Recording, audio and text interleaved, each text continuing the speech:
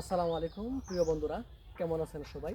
আমি আলী মাহমুদ ব্লগের পক্ষ থেকে আপনাদেরকে আজ নিয়ে আসলাম আমার প্রিয় চাচা সালেহ আহমদ সাহেবের বাড়িতে। ওনার বাড়িতে বড় একটা নার্সারি আছে। নার্সারিটার নাম হচ্ছে আলী প্লান্ট নার্সারি। প্রধান শাখা হচ্ছে দুবাই বাজারের পার্শ্বে। আপনাদের যদি কারো প্রয়োজন পড়ে তাহলে অবশ্যই চলে আসবেন। আর আজ এখানে এসে আমি একটা জিনিস দেখতে পেলাম। জিনিসটা হলো ছোট্ট একটা আম গাছ, চতুর্দিকে ঝোপালো আমের মুকুল।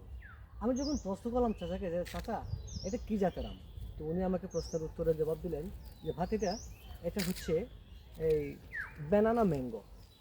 ব্যানানা ম্যাঙ্গো বলতে আমি এটাই বুঝতে পারলাম, ব্যানানা অর্থ কলা, ম্যাঙ্গো অর্থ আম, অর্থাৎ আমটা হবে কলার মতোই সাইজ, কলার মতোই হবে সাইজ, ভালো হবে মোটামুটি, আর উপর থেকে নিচ পর্যন্ত লম্বাও হবে। তো আমি মনে মনে এটি ভাবলাম যে এত সুন্দর ঝোপালো একটা গাছ, ছোটোখাটো একটা গাছ, এই গাছে যদি গাছ ভর্তি আম যদি আসে তাহলে অবশ্যই এই গাছ থেকে এক মন 30, 35 বা 40 বা 60 কেজি এরকম আম আমরা আশা করতে পারি। তো কি আর করার, এত বড় গাছ, কত বড় বড় গাছ, এই গাছ থেকে আমরা তেমন ফল পাই না, কিন্তু গ্রাফটিংয়ের মাধ্যমে এই যে ছোট গাছগুলোতে আমরা অনেক ফল আশা করতে পারি।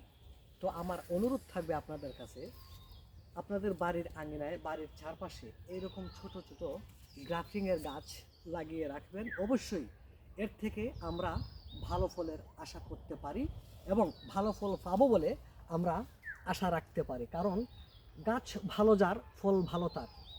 গাছ যেমন, তার চাইতে মুকুল কিন্তু দ্বিগুণ।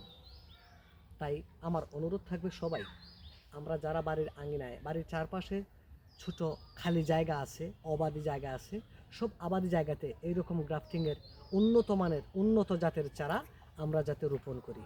সকলের সুস্বাস্থ্য ও দীর্ঘায়ু কামনা করে বিদায় নিচ্ছি। Ali Mahmud blog, Ali plant nursery, Dubai বাজার। আল্লাহ হাফেজ।